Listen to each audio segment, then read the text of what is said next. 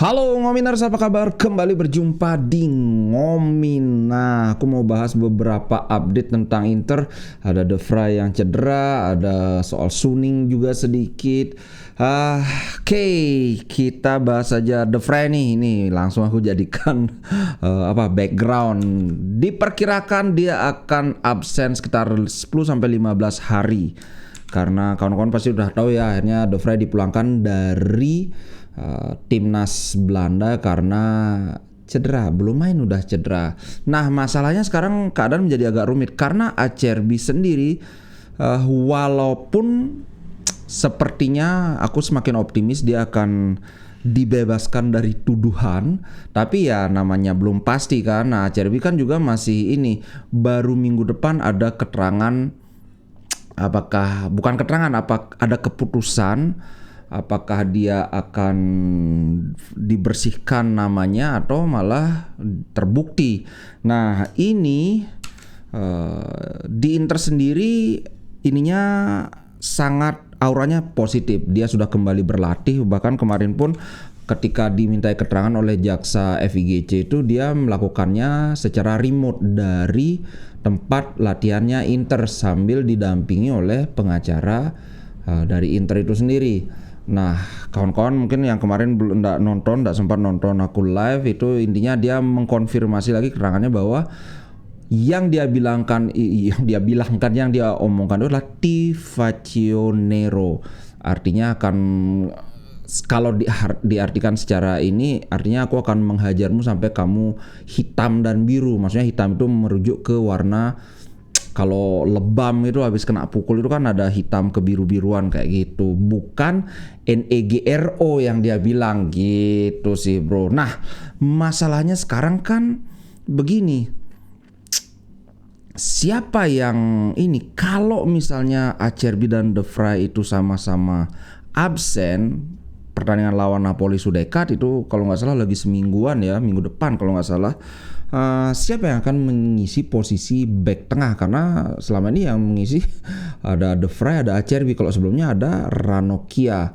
Nah, pertama kandidatnya itu ada Bisek. Tapi Bisek ini terus terang belum dipercaya oleh Inzaghi karena Inzaghi sendiri melihat Bisek ini lebih bagus bermain sebagai wide center back, karena dari posisi wide center back itu lebih leluasa untuk melakukan overlapping seperti yang selama ini sering dilakukan oleh Bisek.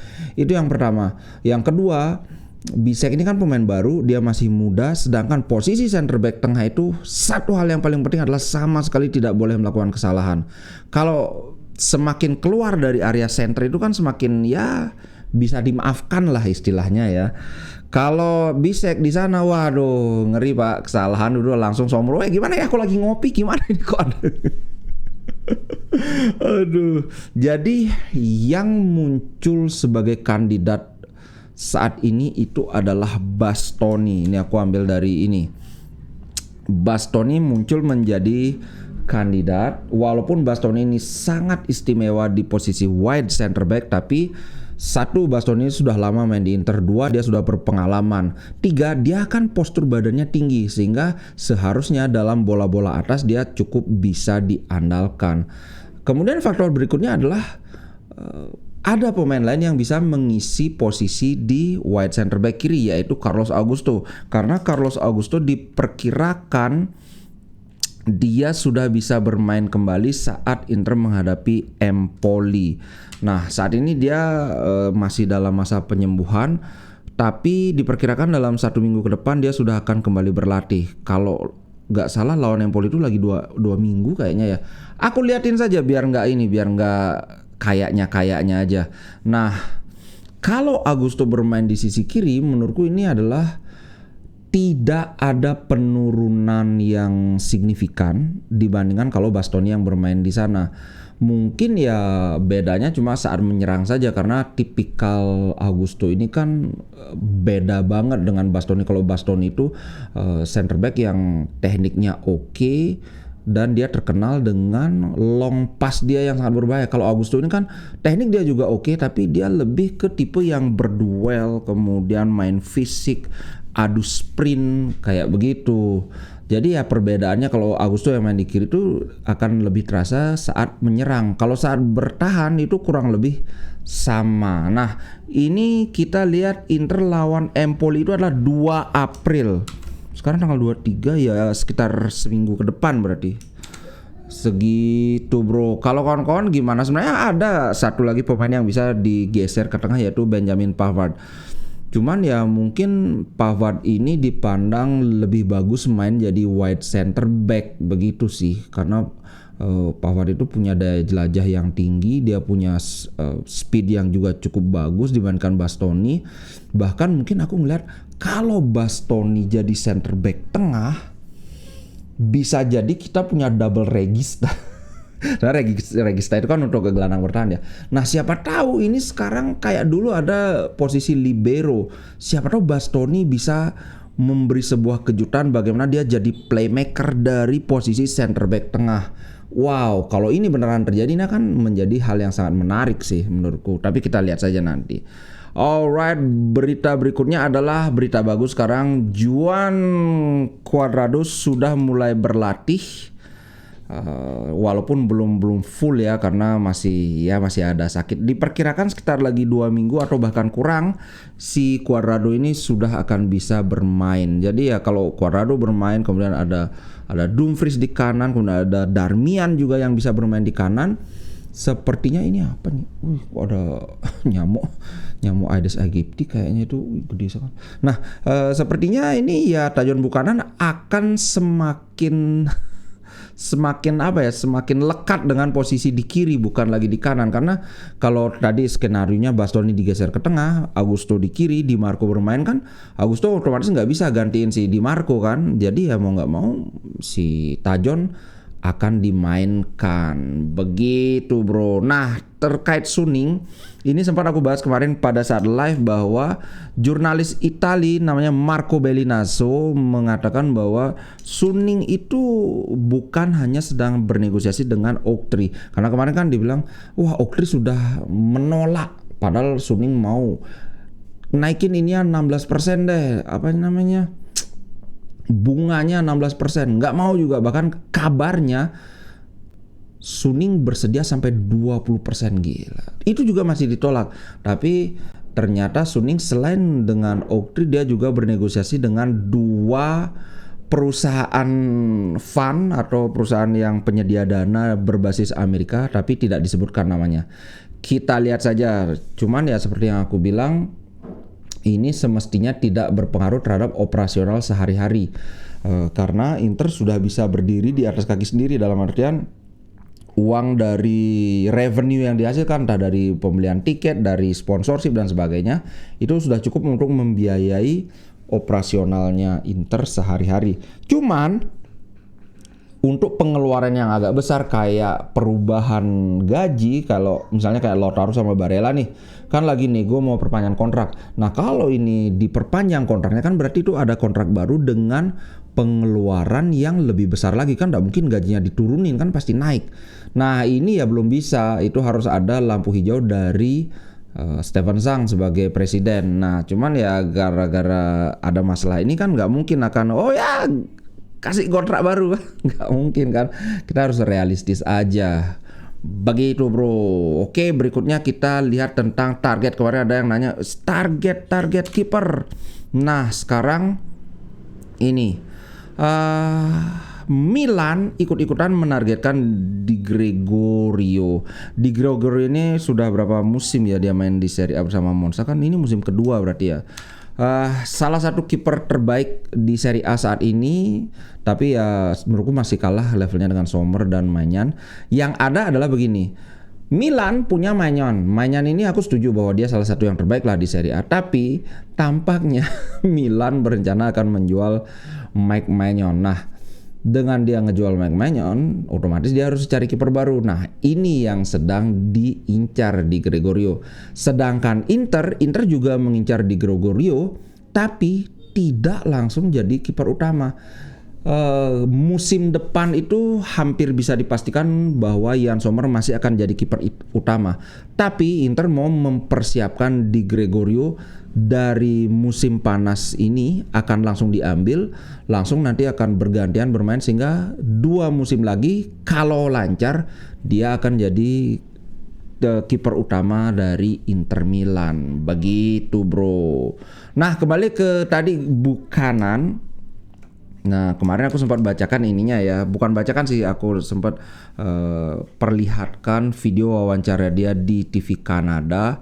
Nah Buchanan ingin, ya ini standar sebenarnya, saya merasa saya bisa membuat perbedaan di Inter Milan dan ingin membuktikannya. Nah dari poin-poinnya yang penting dia bilang ya, wah they are great team yang hebat, standar kan.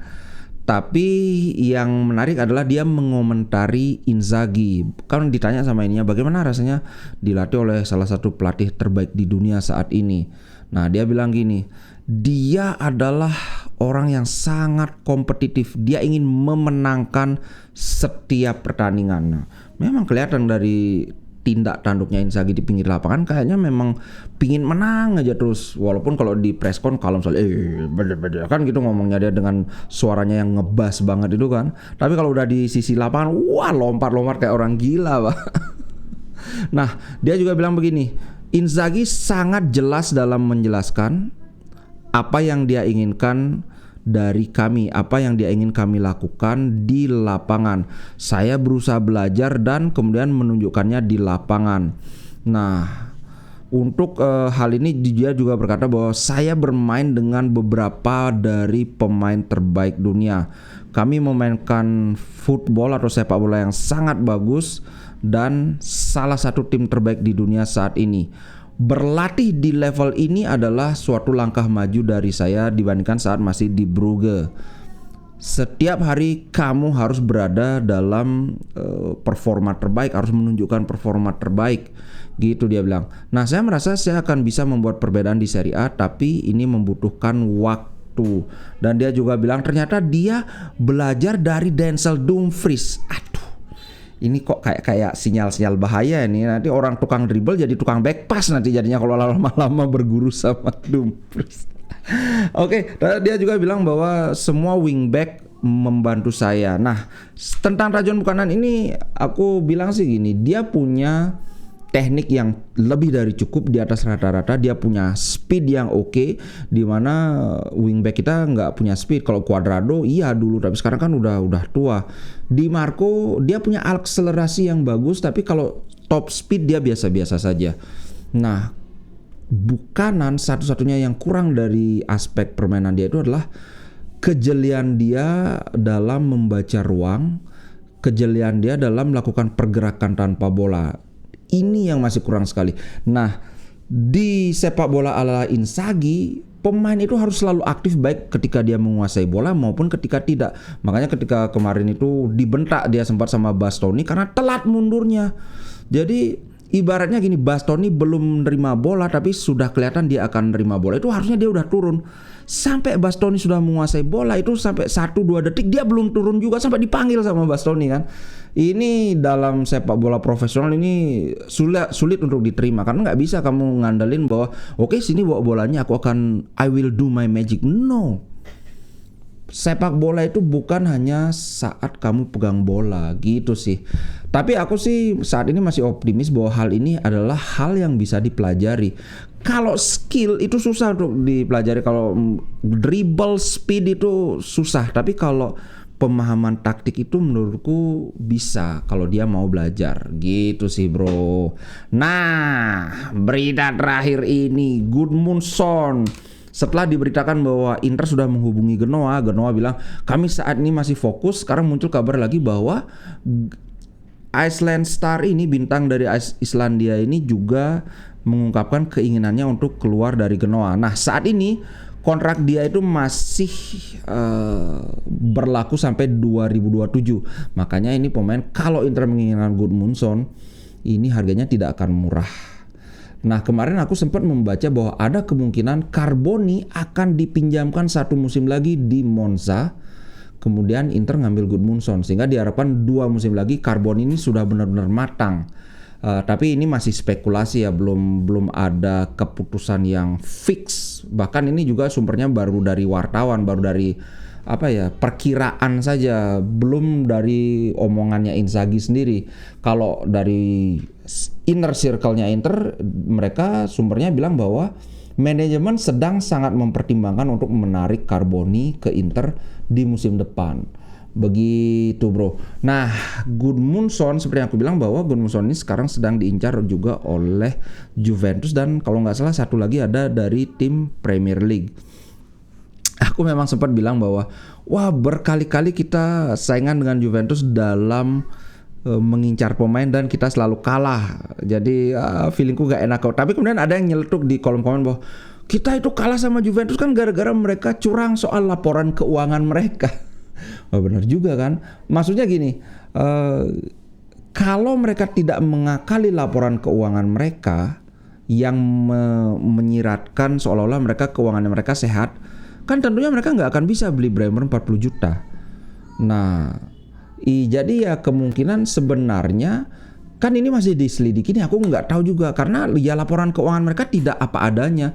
Jadi apakah sebenarnya Juventus itu kaya atau sebenarnya mereka sama aja dengan Inter? Kita nggak tahu nih karena laporan keuangannya itu dipalsukan gitu bro. Tapi kita akan lihat saja untuk Acerbi, mungkin maksimal pertengahan minggu akan sudah ada kepastian bagaimana hasil penyelidikannya. Semoga enggak, karena De Vrij cedera, kalau Acerbi juga out, waduh ini akan ada ketidakstabilan lagi nih. Oke guys, itu saja dulu untuk kawan-kawan. Aku ngiklan dikit, kalau kawan-kawan ingin membeli pernak-pernik yang berbau Inter bisa beli di toko Ngomin. Ini ada baju kayak gini, ada yang nggak isi tulisan Ngominnya juga, kemudian ada mug, ada juga tumbler, ada juga jam. Silahkan kalau kawan-kawan tertarik, linknya aku taruh di bawah. Ini aku kerjasama dengan Cipta Loka, kawan-kawan tinggal pesan seperti kalau belanja di Tokopedia, nanti udah diurus langsung. Cipta Loka ini sudah terjamin lah, nggak ada no tipu-tipu, ini perusahaan besar. Oke, ciao guys, sampai jumpa di konten berikutnya.